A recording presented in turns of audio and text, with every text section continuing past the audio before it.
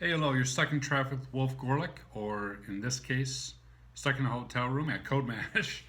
A couple minute riff on IT and IT security today, looking at Grizzly Steppe, right? So, a little while ago, I talked about how there was a bad breach at a power plant, and it turned out to be not accurately attributed to Grizzly Steppe, right? So, like, well, there's indicators that it was Grizzly Steppe, and when they peeled it back, what it actually was this loaner laptop had gotten some malware on it and had done some dial backs. Now, at that point in time, you may have been like, "Oh, okay, I get it. There is a tendency to overhype attacks, and it's really important when we see these things to pause, read the news, and understand the backstory."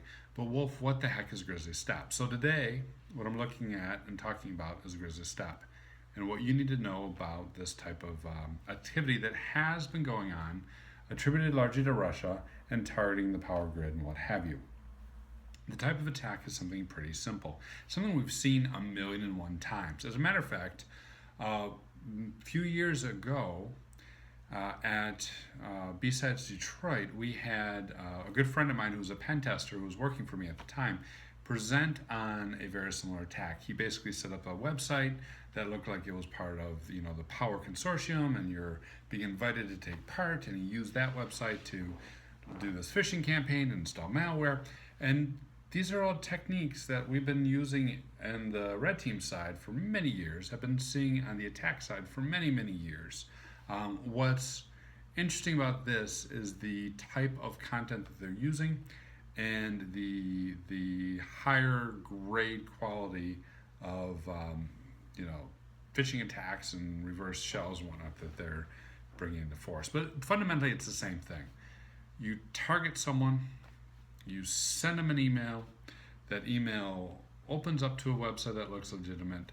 The website gathers their credentials, sometimes installing a listener on their computer, right, using a hook to capture keystrokes.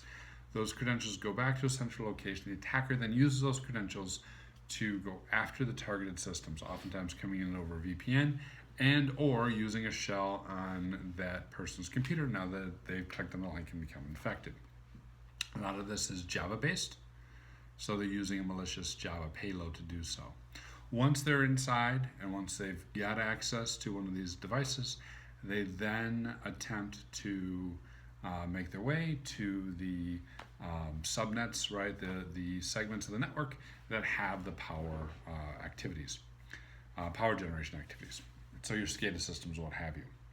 How can we detect this? How can we know that it's them? A few different ways. Indicators of compromise have been released.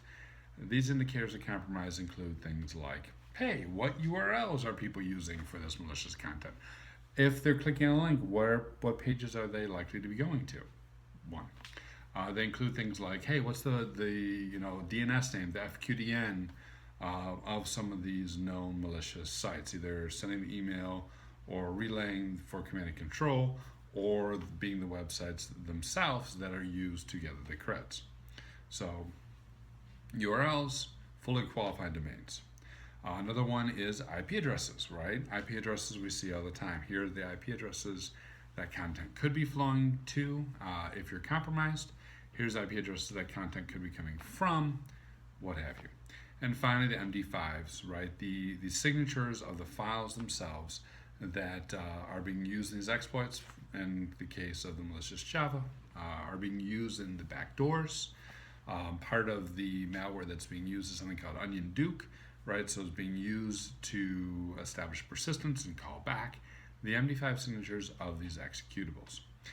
So when you're thinking about determining what's going on and setting up a good use case, you would be looking at all these layers, your URLs, FQDNs, IP addresses, MD5s, and making sure you have detective controls on the proper systems for all these layers. And then these detective controls are going to a SIM. And then the SIM knows these IOCs. And then that the IOCs, when triggered, are alerting and going to your guys so your guys can investigate. And then you're spending the time to make sure you really are compromised. It's not just some loaner laptop calling out to some Russian IP address. What do you think about Grizzly Steppe? What do you think about these types of attacks? Hit me up in comments or on social media. And if you're at CodeMash, say hello.